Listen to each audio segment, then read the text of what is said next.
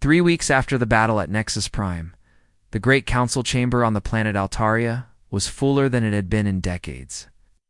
Representatives from over 200 different species had gathered to discuss the most unusual first contact. In galactic history, the humans had not asked to join the Galactic Council. Instead, they had simply started protecting innocent worlds from Chronok attacks. Whether the Council approved or not, Ambassador Trellinoth of the Altarian Federation stood at the center of the massive chamber, his blue skin darker than usual with stress. As the current council president, it was his job to handle this diplomatic crisis, but nothing in his centuries of experience had prepared him for dealing with humans. Honored delegates, Trellinoth began, his voice echoing through the chamber. We are here to discuss the situation created by the species known as humans. In the past 3 weeks, they have engaged Chronak forces in 12 different star systems, destroying over 300 enemy vessels and saving an estimated 40 million civilian lives. A murmur ran through the chamber. Some voices sounded, approving, but others were clearly troubled. While we cannot deny that their actions have saved lives, Trellinoth continued, we must consider the implications of allowing an unknown military force to operate freely in council space. Their methods are disturbing to many of our member species. The representative from the Ethereal Collective, a being of pure energy contained in a crystal matrix, spoke in a voice like static electricity. Now, the humans show no restraint in their use of force. They destroy enemy vessels completely rather than attempting to disable them. This suggests a fundamental disregard for life. Commander Zathera, who had been granted special permission to address the Council as humanity's sponsor, rose from her seat. Her crystal body caught the light from the chamber's dome, creating rainbow patterns on the walls. Honored delegates, she said, her voice clear and strong, I was there when the humans saved my research station. Yes. I have seen their actions firsthand, and I believe we are misunderstanding their nature. She activated a holographic display showing the battle at Nexus Prime. The humans did not attack the Chronok out of bloodlust or aggression. They responded to a distress call that our own forces had ignored. They fought to protect innocent lives, not to conquer or destroy. The Zenthari representative, a massive being with multiple arms and golden skin, spoke in a deep, rumbling voice. But their weapons technology is clearly designed for war. Their ships carry no scientific equipment, no cultural exchange facilities.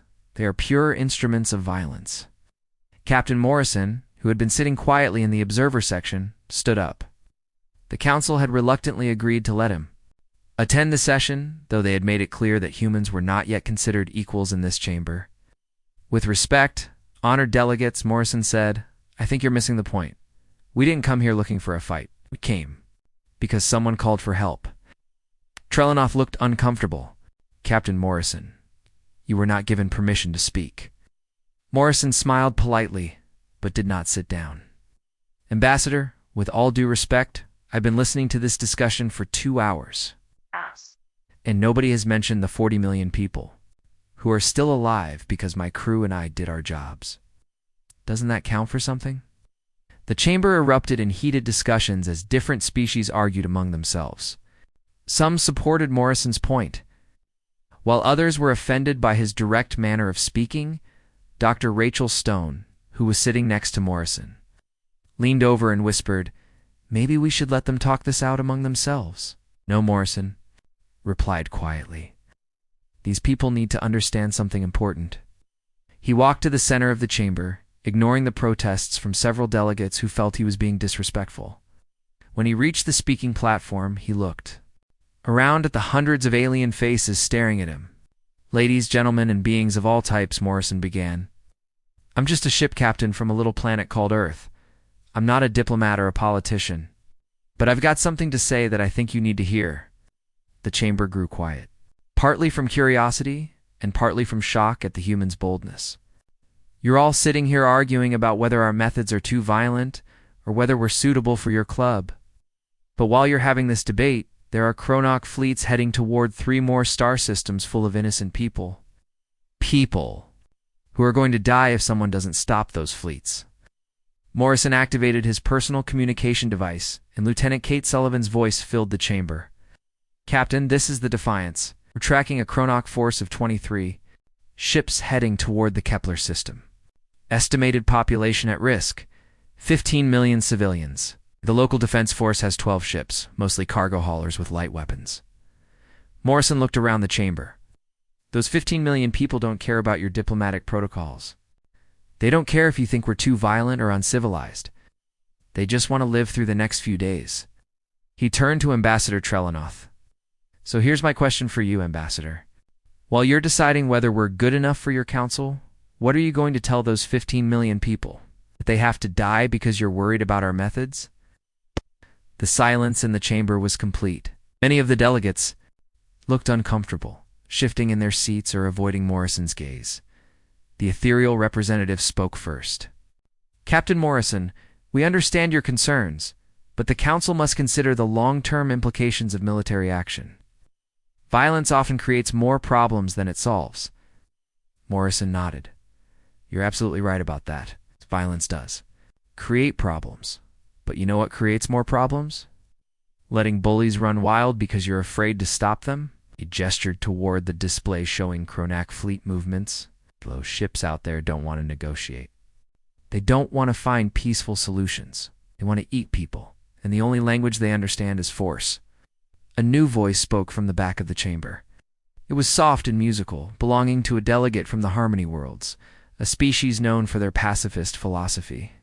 "Captain Morrison, how do we know that your people will not become the next threat? If you are willing to use such violence against the chronoc, what stops you from using it against us?" Morrison considered the question carefully before answering. "That's a fair question. And the honest answer is, you don't know. You'll have to take our word for it, just like we're taking your word that you're actually interested in protecting innocent people." He paused and looked around the chamber again. "But I can tell you this. My people have a rule we try to live by. We fight bullies, not victims. The chronoc attack defenseless worlds for sport. You people seem to want peace and cooperation. As long as you're not trying to hurt innocent folks, you've got nothing to fear from us." Commander Zethara stood up again. "Honored delegates, if I may add something to Captain Morrison's words. In the 3 weeks since the humans arrived in our space, they've had dozens of opportunities to attack or conquer other worlds. Instead, they have used their power only to protect the innocent." She activated another display showing the recent battles. "Their actions speak louder than any words. Could have demanded tribute from the worlds they saved. They could have claimed territory or resources as payment. Instead, they asked for nothing except the right to continue helping people." The Zenthari representative rumbled thoughtfully. "This is ... unusual behavior for a military force. Species that develop such advanced weapons technology also develop imperial ambitions." Dr. Stone stood up from her seat. "If I may explain, honored delegates, human psychology is somewhat different from most species. We evolved on a world where cooperation was necessary for survival. We learned early that protecting the group was more important than individual gain. But your weapons," the ethereal began. "Our tools," Morrison interrupted. "Nothing more, nothing less. We make the best weapons we can because when someone calls for help, we want to be able to actually help them. Can't stop genocide with good intentions and paperwork." Ambassador Trelanoth looked around the chamber, noting the expressions on the faces of the various delegates. After centuries of diplomatic experience, he could read the mood of the room. "The chair recognizes a motion to vote," he announced. The delegate from the Pacifica Systems, a water-world species known for their calm wisdom, spoke up. "I move that humanity be granted provisional membership in the Galactic Council, with full authority to respond to distress calls and protect innocent populations." "Seconded," called out the Velcorian representative immediately. The vote was closer than Morrison had expected, but the motion passed. Humanity was now officially part of the galactic community, with the right to patrol council space and respond to threats. As the session ended and delegates began filing out of the chamber, Ambassador Trelanoth approached Morrison. "Captain, I hope you understand that many of us are still concerned about your people's methods." Morrison nodded. "I understand, Ambassador, but I hope you understand something too. We didn't come here to make friends or join clubs. We came here to help people who needed help. If that makes us members of your council, fine. If it doesn't, we'll keep doing it anyway. The emergency alarm echoed through the massive halls of the Galactic Council station. Red lights flashed across every wall and ceiling as thousands of alien beings rushed to their positions. Admiral Korthik stood in the center of the command room. His 4 eyes focused on the holographic display showing star maps of the outer rim territories. The message had arrived 3 hours ago. It came from the Kepler 442 system, specifically from New Haven Colony. The transmission was weak and filled with static, but the words were clear enough to send panic through every peaceful species in the galaxy. This is Colony Administrator Veltar of New Haven. We are under attack by the Nyx swarm. They arrived 2 days ago with over 300 ships. Our defenses have fallen. The orbital platforms are gone. They're consuming our cities. Please, someone help us. There are 2 million civilians here. We cannot evacuate everyone. The swarm is too fast. Please, if anyone receives this message, we need immediate military assistance. Then the transmission cut to static. Admiral Korthik had fought in border conflicts for over 40 years, commanded the largest fleet in council space. But even thinking about the Nyx swarm made his blood run cold. These were not ordinary pirates or raiders. The Nyx were something far worse. Dr. Zayanel approached the Admiral's platform, her tentacles moving nervously. She was the Council's chief, a xenobiologist, and had spent decades studying dangerous species throughout the galaxy. Her knowledge of the Nyx came from recovered data files and the few survivors who had escaped their attacks. Admiral, we need to discuss our options, she said, her voice barely above a whisper. The New Haven colony cannot survive much longer against a full swarm assault. Korthik turned to face her. Its expression was grim. What options do we have, Doctor? Every time we have faced the Nyx, they have destroyed our fleets. Remember, the Titan defense at Proxima 7. 3 full battle groups, gone in 6 hours. The Doctor's tentacles curled tighter around her data pad. The Battle of Andros Station. 12,000 ships lost. The Siege of Helios Prime. An entire star system. Evacuated. Admiral, in 50 years of recorded conflicts, no military force has ever successfully defeated a major Nyx incursion. Round them, other council members were arriving. Representatives from dozens of peaceful species gathered in the emergency session. The Thylorians with their crystal bodies that rang like bells when they moved. The Veilthera delegates, same species that was now trapped on New Haven. The gas-breathing Zephyrians floating in their environmental suits. All of them shared the same expression of fear and helplessness.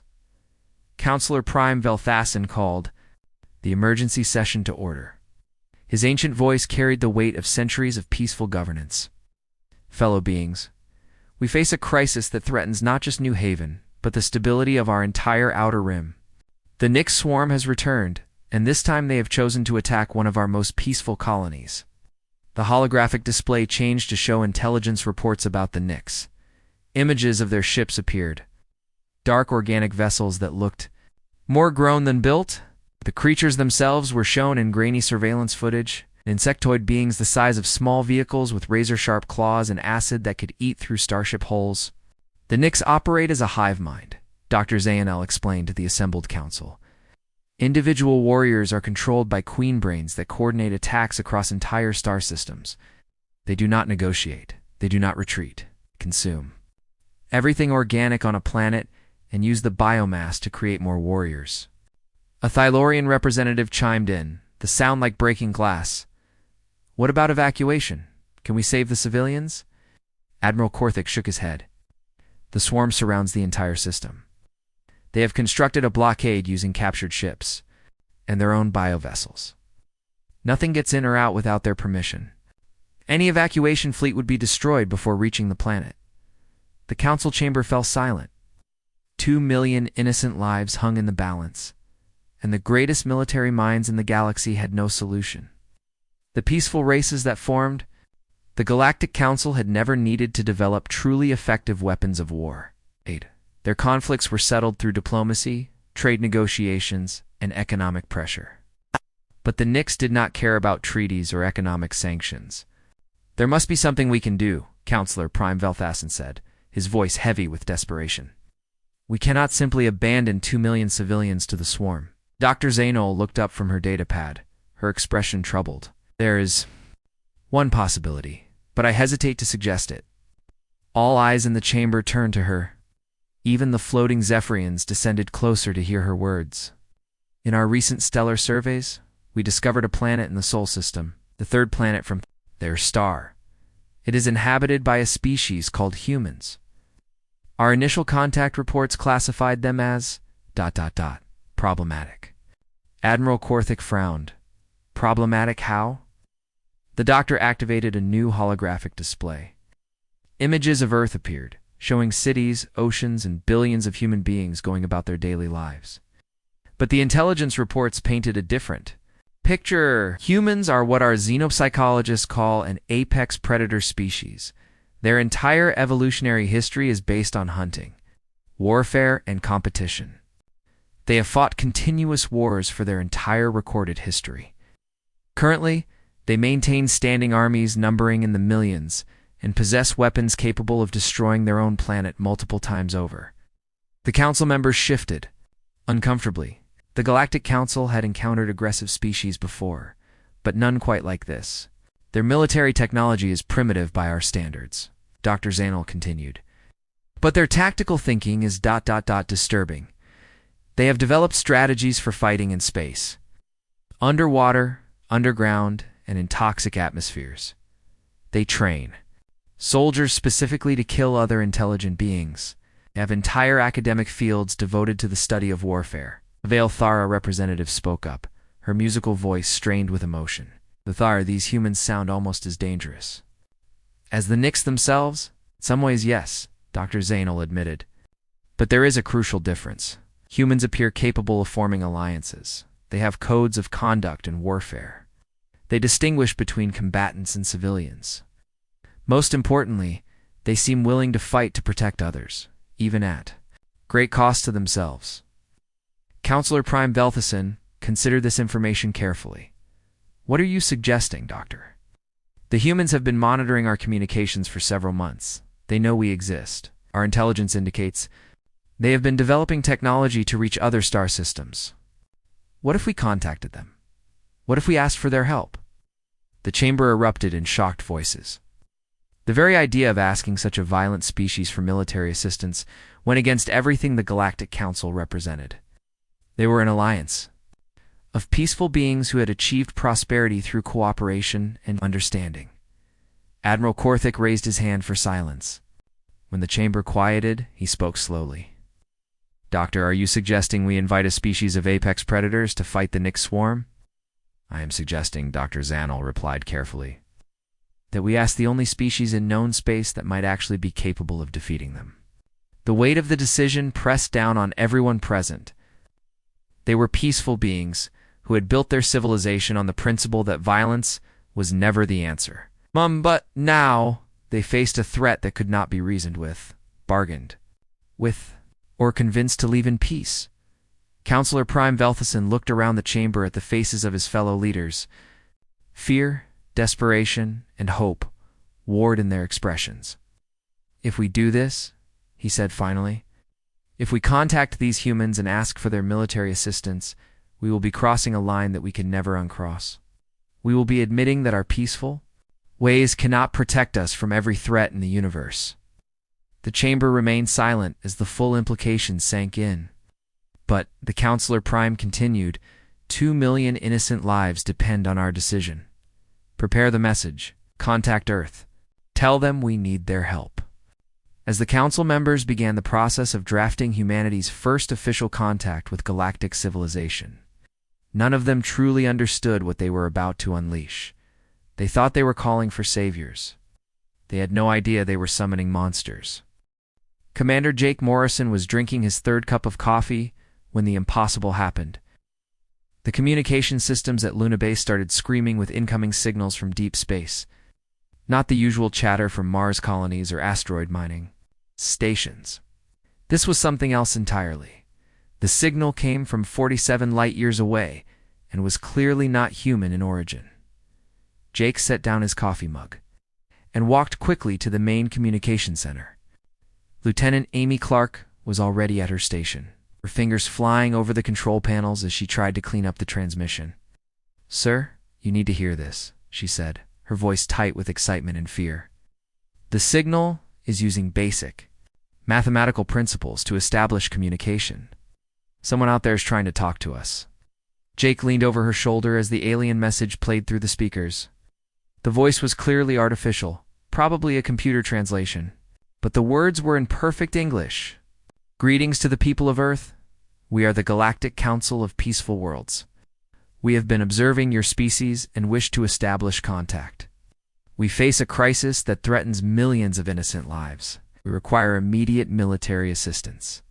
In exchange, we offer advanced technology and membership in our galactic community. Please respond if you are willing to help." The message repeated 3 times, then included detailed star charts showing the location of a planet called New Haven and information about something called the Nix Swarm. Jake stared at the displays for a long moment. First contact with alien life, and they wanted Earth's military help. He picked up the secure communication line that connected directly to Pentagon Command. "Get me General Lisa Carter. Tell her it's Priority Alpha. We have a situation." 2 hours later, Jake found himself in a secure video conference with the highest levels of Earth's military command. General Carter appeared on the main screen, her sharp eyes already studying the alien data that had been transmitted to every major military installation on Earth. "Let me make sure I understand this correctly, Commander," General Carter said. "Aliens contacted us. They want our help fighting other aliens, and they're offering us advanced technology in return." "That's correct, General. The data package includes detailed information about this Nix swarm. From what our analysts can determine, these creatures are basically space locusts. They consume entire planets and use the biomass to create more warriors." Colonel Alex Rodriguez joined the conference from the newly constructed orbital defense station. His face was grim as he reviewed the tactical information. "General, I've been studying their combat reports. This Galactic Council has been fighting the Nix for decades and losing badly. Their military doctrine is based on minimal casualties and preservation of infrastructure. They're trying to fight a total war using peacekeeping tactics." General Carter nodded slowly. "What's our assessment of their request?" "Honestly, General, this could be exactly what we've been preparing for. The Interstellar Combat Division has been training for theoretical alien conflicts for 15 years. Our entire space-based military program was built around the assumption that we might need to fight non-human enemies." Jake watched as the general considered the implications. Earth's military had spent enormous resources developing weapons and tactics for space warfare. The public thought it was for asteroid mining security and colony defense. The reality was far more complex. "What kind of timeline are we looking at?" General Carter asked. Colonel Rodriguez pulled up a star chart. "The New Haven colony is 47 light years away. Using our fastest ships with the new fusion drives, we could reach them in approximately 3 months. But, General, we need to discuss deployment options." The general's expression became even more serious. "Go ahead, Colonel. The aliens are asking for peacekeepers and rescue specialists. They want surgical strikes with minimal civilian casualties. Based on their military records, they expect us to follow their rules of engagement. And your recommendation?" Colonel Rodriguez smiled grimly. "We send the 1st Orbital Assault Battalion, Major Katie Brooks commanding. These are soldiers trained specifically for hostile environment warfare. No atmosphere, toxic environments. Underground fighting. If we're going to fight space bugs, we send our best bug exterminators." Jake had heard of Major Brooks. She was a legend in military circles, a veteran of the brutal Martian colony wars where Earth forces had fought against separatist rebels in underground tunnel systems. Her tactics had been effective but controversial, even by military standards. General Carter made her decision quickly. "Colonel Rodriguez, I want a full deployment plan within 6 hours. Commander Morrison, you'll coordinate communication with these aliens. Tell them we accept their requests for military assistance." "What about the public, General?" Jake asked. "First contact with alien life is going to be front-page news across every media outlet on Earth. The public will be told that we're participating in a humanitarian rescue mission. The details about the Nyx swarm and combat operations remain classified until further notice. The conference ended and Jake found himself back at Luna Base, composing humanity's first official response to an alien civilization. He kept the message simple and direct. Galactic Council, this is Earth Command. We have received your request for military assistance. We accept your offer of alliance and technology transfer. Earth forces will deploy to the New Haven system. Within 72 hours, transmit all available tactical data about enemy capabilities and defensive positions. Earth out. What Jake did not include in his message were the details about exactly what kind of military force Earth was preparing to send, at the classified military shipyard hidden behind. Jupiter's largest moon, the UES Harbinger, was being loaded for its first interstellar combat mission. The ship itself was a marvel of human engineering, designed specifically for long-range warfare against unknown enemies. Major. Katie Brooks stood in the cargo bay watching her soldiers load equipment that would have horrified the peaceful aliens who had requested Earth's help. Chemical weapons designed for use against non-human physiology. Tactical nuclear devices small enough to be carried by individual soldiers. Biological agents that could disrupt alien neural networks. Her second-in-command, Captain Ryan Foster, approached with the final mission briefings. Major, the Pentagon has given us complete operational freedom. No rules of engagement except to eliminate the threat and rescue the civilians. Katie nodded as she reviewed the alien intelligence reports. Ryan, these Galactic Council forces have been fighting the Nyx for 50 years and losing every engagement. You know what their problem is? They're fighting like police officers instead of soldiers. Exactly. They're trying to arrest the enemy instead of killing them. They want to preserve alien architecture and cultural artifacts. They worry about long-term diplomatic relationships with a species that wants to eat their entire civilization. Sergeant Danny Walsh joined them, his demolitions team finishing their equipment checks. Danny had earned his reputation during the asteroid mining conflicts, where his solution to entrenched enemies was usually to collapse entire tunnel systems on top of them. Major, I've been studying these Nyx tunnel networks. They dig deep, but they use organic construction materials. I can bring down their entire underground complex with the right chemical charges. Private Helen Stone looked up from her xenobiology research station. She had spent years studying theoretical alien physiology, specifically how to kill non-human life forms efficiently. Major, their data shows that Nyx warriors share neural connections with their queen brains. If I can develop the right toxin, we might be able to shut down entire swarm formations at once. Katie looked around at her soldiers. These were not the kind of peacekeepers the Galactic Council was expecting. These were professional killers trained to fight wars that regular humans could not even imagine. Listen up, everyone, she said. The aliens think they're hiring diplomats with guns. They want us to follow their rules, minimize casualties, and play nice with the enemy. But they contacted Earth because their peaceful methods have failed. For half a century, she activated a holographic display showing the New Haven colony under attack. 2 million civilians are dying while the galaxy's greatest military minds debate ethics and rules of engagement. We're going to show them how. Humans solve problems. Captain Foster grinned. What are our actual mission parameters, Major? Simple. We kill every single Nyx warrior in that star system. We rescue the civilians. And we do it fast enough that the Galactic Council doesn't have time to interfere with methods that actually work. As the Harbinger prepared for launch, Earth's military leadership watched the final preparations with satisfaction. The aliens had asked for saviors, but they were about to learn that humanity's version of salvation came with teeth and claws. General Carter stood in the Pentagon war room. Watching the ship's departure on the main screen, Colonel Rodriguez joined her, both officers understanding the historical significance of the moment. General, do you think the aliens know what they've just unleashed? Lisa Carter's smile was cold and professional. They're about to find out what happens when you ask Earth for help. You don't save people gently. The UES Harbinger dropped out of hyperspace at the edge of the Kepler 442 system like a predator emerging from tall grass. The ship's sensors immediately began scanning the area, painting a picture of devastation that exceeded even the worst. Intelligence reports New Haven hung in space like a wounded animal. The planet's surface showed massive scars where the Nix had been feeding. Dark biomechanical structures covered what had once been fertile farmland. Organic towers reached into the atmosphere, pumping unknown chemicals into the air. The orbital defense platforms were gone, replaced by twisted metal sculptures that served as Nix breeding facilities. Major Katie Brooks stood on the bridge of the Harbinger, studying the tactical displays with cold professional interest.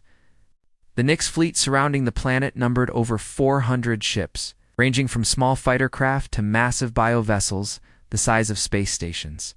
"Captain Foster, what's our assessment?" she asked without taking her eyes off the displays.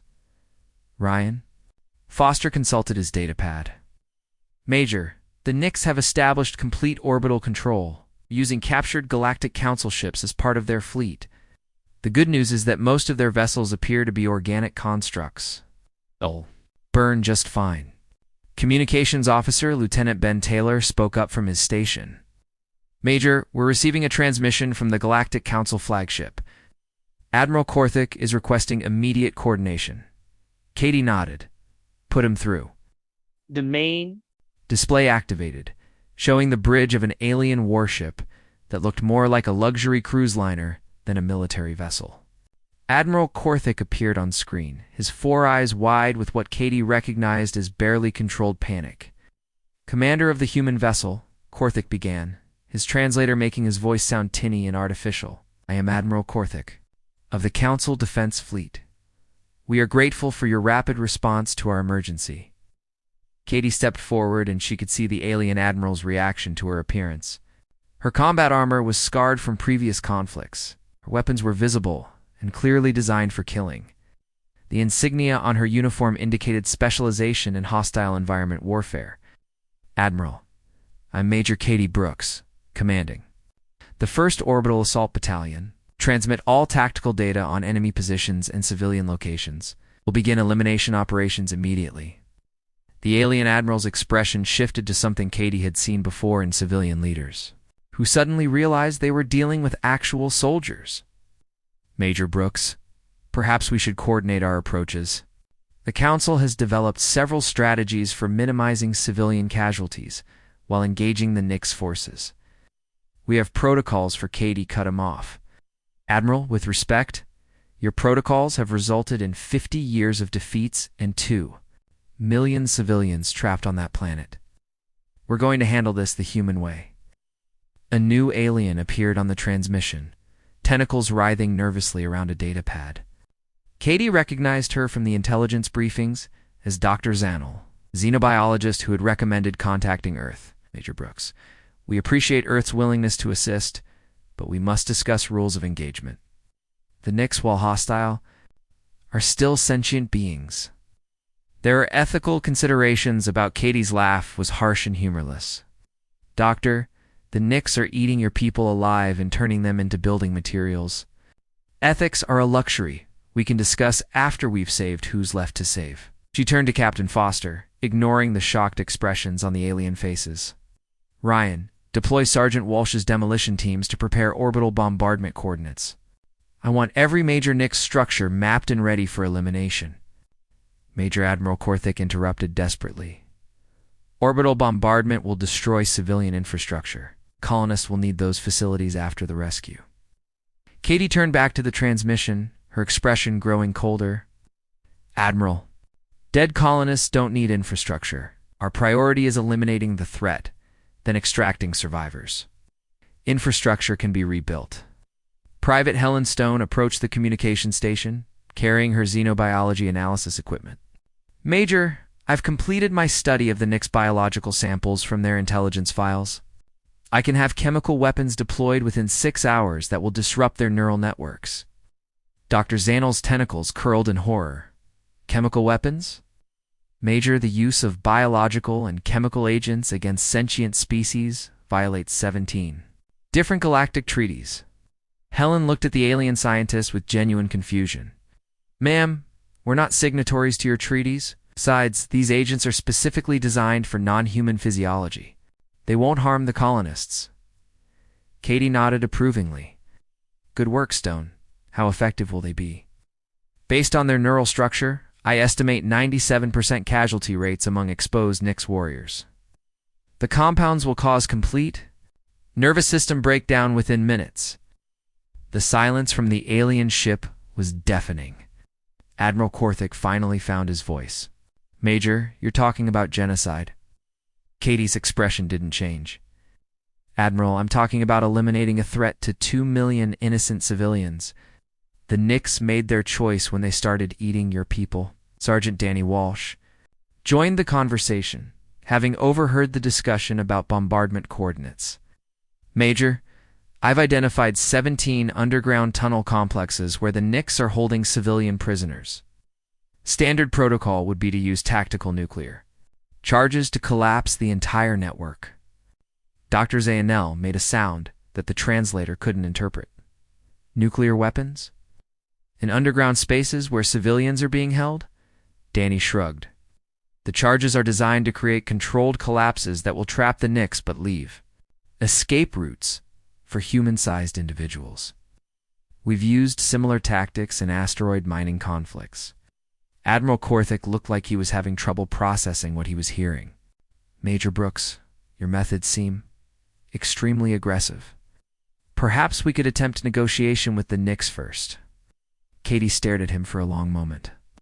Admiral, have you ever successfully negotiated with the Nyx? No, but have any species in your Galactic Council ever successfully negotiated with them? No, but that doesn't mean, Admiral, the Nyx are a hive mind species that views other life forms as food sources. You can't negotiate with a shark that's eating you. You kill it or it kills you. Captain Foster had been monitoring Nyx communication frequencies during the conversation. It's Major, we're detecting increased activity in their fleet. They know we're here, and they're preparing for battle. Katie nodded. Good. That saves us the trouble of hunting them down. She turned back to the alien transmission. Admiral, you have two choices. You can coordinate with our operations and help us save your people, or you can stay out of our way while we do what needs to be done. Admiral Korthik's spore eyes darted between his staff officers. The cultural shock was obvious on every alien face. They had expected human peacekeepers who would follow galactic protocols for civilized warfare. Instead, they were dealing with professional killers who viewed the conflict in terms of complete elimination of threats. Major Admiral Korthik said slowly, if we coordinate with your operations, what exactly does that involve? Simple. You provide us with updated intelligence on civilian locations. You stay clear of our bombardment zones. And you prepare medical facilities for survivor extraction. We'll handle the rest. Doctor? Zanel spoke up again, her voice strained. Major, what about post-conflict reconstruction? The diplomatic implications?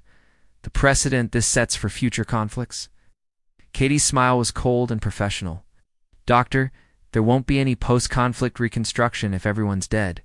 Diplomatic implications don't matter if your civilization gets eaten by space bugs.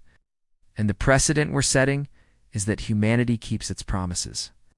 The transmission fell silent as the aliens absorbed the reality of their situation. They had asked Earth for help, and Earth was delivering exactly what they had requested. The problem was that Earth's version of help looked a lot like controlled devastation. Lieutenant Ben Taylor reported incoming Nyx communications. Major, the Nyx fleet is broadcasting on all frequencies. Appears to be some kind of challenge or threat display. Katie looked at the tactical display showing hundreds of enemy ships moving into attack formation. Sergeant Walsh, are your bombardment coordinates ready? Ready and targeted, Major? We can begin elimination of surface installations in 30 minutes. Private Stone. Status on chemical deployment. Aerosol dispensers loaded and ready for atmospheric release.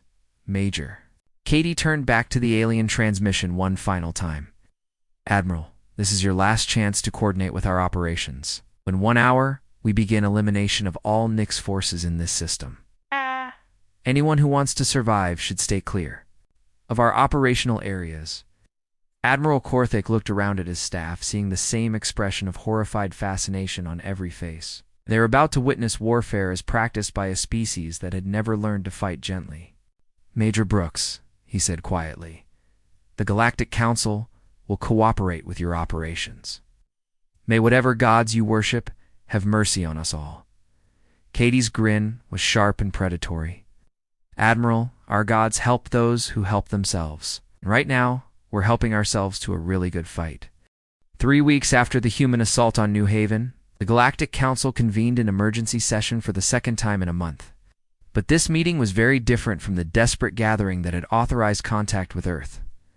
The central chamber buzzed with nervous energy as representatives from 47 different species debated the most important question in galactic history: what to do about humanity.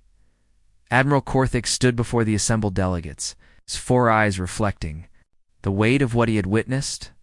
The holographic displays around him showed the aftermath of the human rescue operation. New Haven was alive, its 2 million civilians safe and rebuilding their world.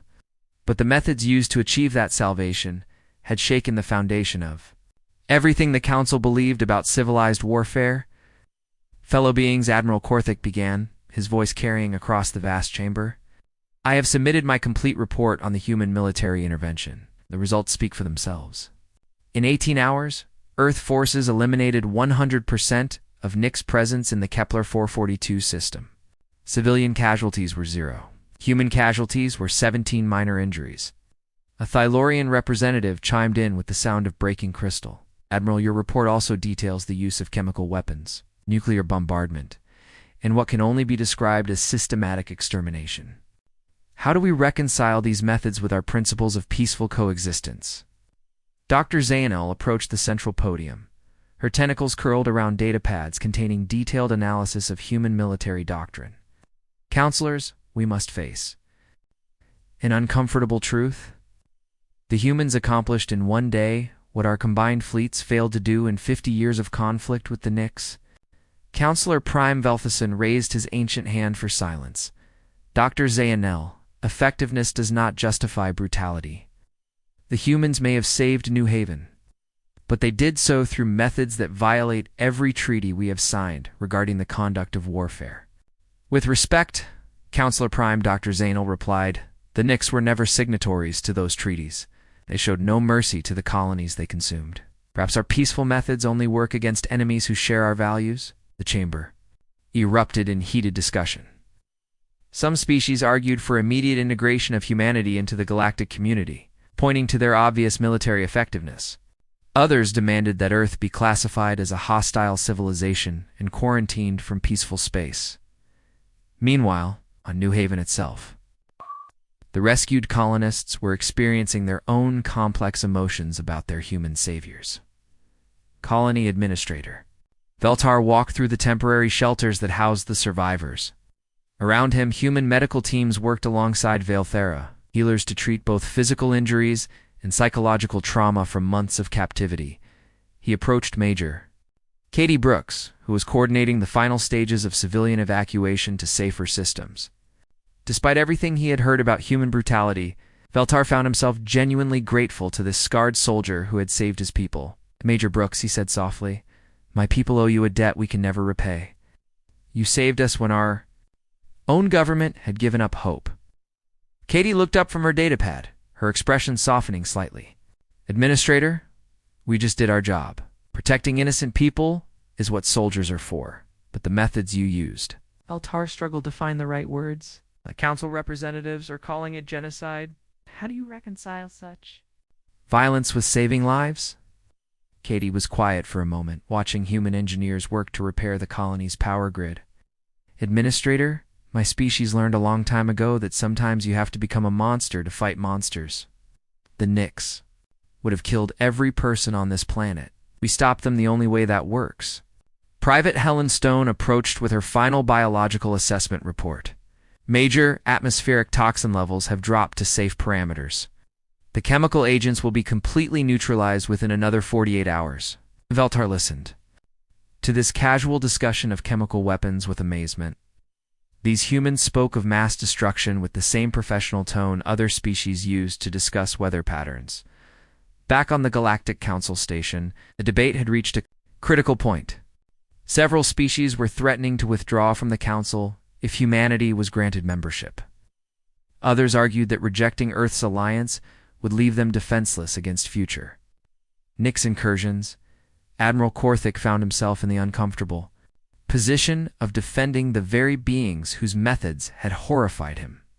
Counselors, we cannot ignore the reality of our situation. The Nix swarm was not defeated. It was driven back to its home systems. When they return, and they will return, we will need Earth's military capabilities. A Zephyrian representative floated forward in their environmental suit.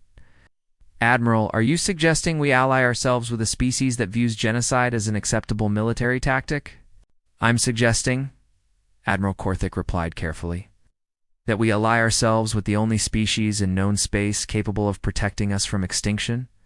Dr. Zainel activated a new holographic display showing intelligence reports from the Outer Rim. Counselors, our deep space monitoring stations have detected Nix fleet movements in 3 different systems.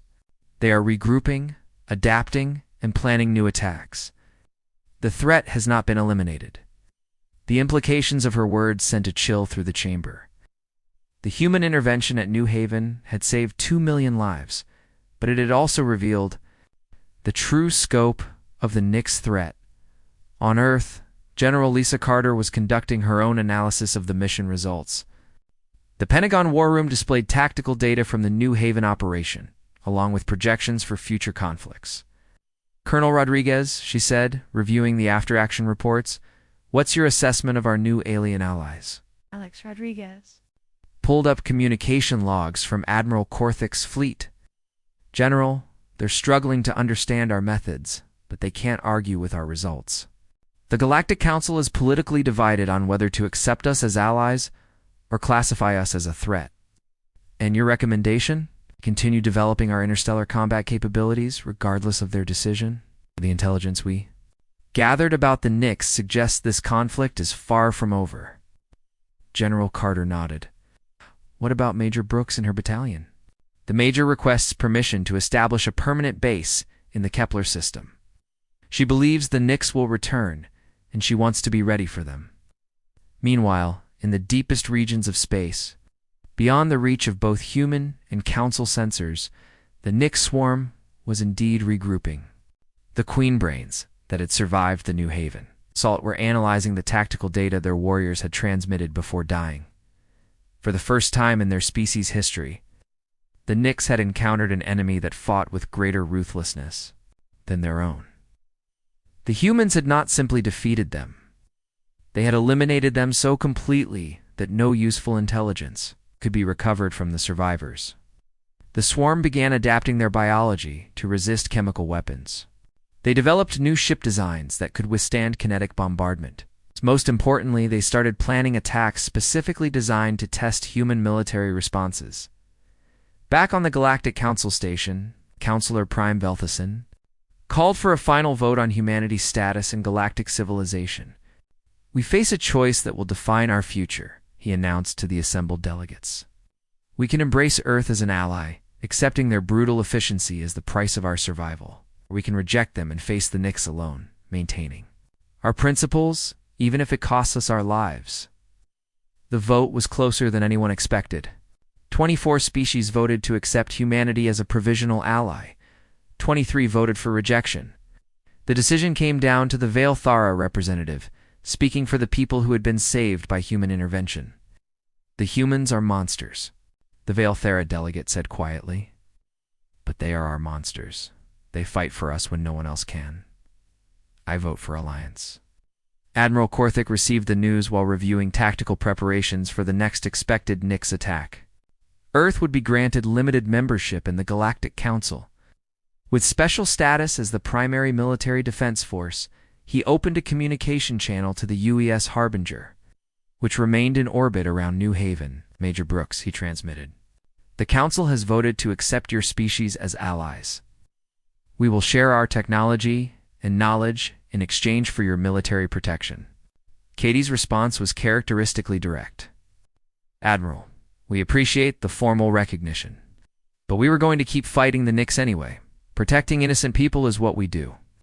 As the transmission ended, Admiral Korthik reflected. On the galaxy's new reality, they had called for saviors in their darkest hour and received exactly what they needed. The price was accepting that salvation sometimes wore a human face and carried weapons that could destroy worlds. The Nyx would return stronger and more dangerous than before. But now, the galaxy had its own monsters to send against them.